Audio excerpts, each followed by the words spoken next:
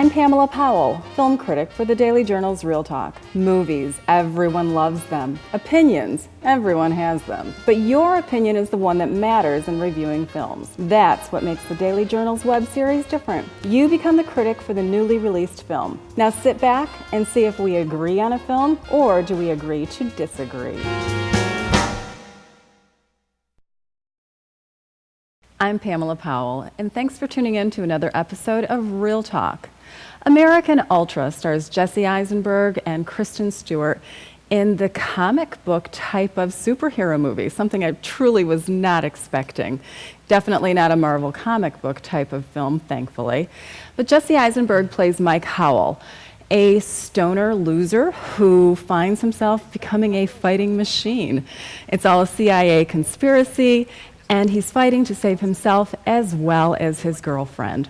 Brenda Zuccalo is here today with me to talk about American Ultra. And Brenda, it had to have been months ago when you and I sat down in your office at the Majestic to pour through the, 30, 40 films that were coming out to try and pick a movie that fit into our schedules. Right.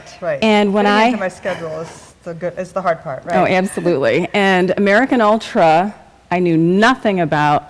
So my first question to you is, are you still speaking to me? Of course I am. Good. I loved the movie. It went right along with my weird sense of humor. I would definitely go back and see it again. I do want to go back and see it again, since I want to see the girl Phoebe, the character Phoebe, before we find out things in the movie, right, and how she acted. And she did an excellent job. She did. Kristen Stewart plays Phoebe, and Kristen Stewart really, I think she gets a bad rap. I don't think she gets the credit that she is now due anyway. I saw her in The Clouds of Sils Maria, and I really enjoyed her in that. And now in this film, she did a wonderful job. She was a good supporting actress. Why are people trying to stab you? I don't know. Shh. I don't know, but I'm like freaking out all over the place, babe. I have like a lot of anxiety about this.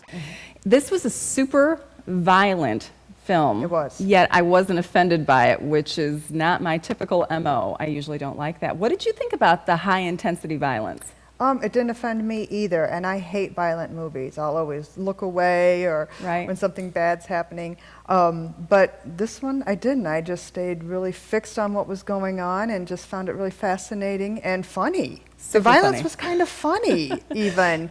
It was strange. I'm glad that another woman is saying that they found the violence to be very funny, very comical. And definitely laugh out loud moments in a lot of this. Definitely. And I loved how the comic book character kind of foreshadowed and came to life. What did you think about that? I didn't understand how that was all going to tie in. When that all started, it was kind of bizarre, and I thought, what's going on with this? Right. It all ties together and makes sense, definitely. I don't know about you, Brenda, but I will never look at a dustpan the same way again.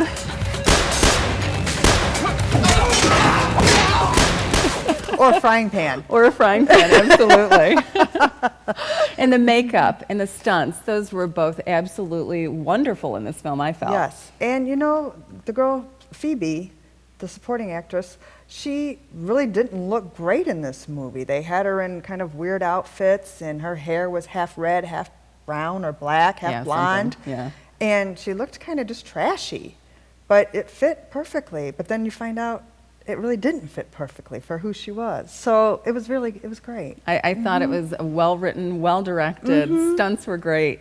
And I would definitely recommend seeing this high intensity, very, very gruesomely violent, funny film. Are we in agreement with that one? 5 stars. Thumbs up. Awesome, good deal. And that's it for another Real Talk, the movie review show you can access anytime and anywhere.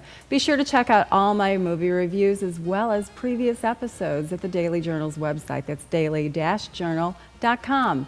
And tune in next week when Moran Beasley joins me to talk about the new indie gem, Grandma. And Brenda, that is a wrap.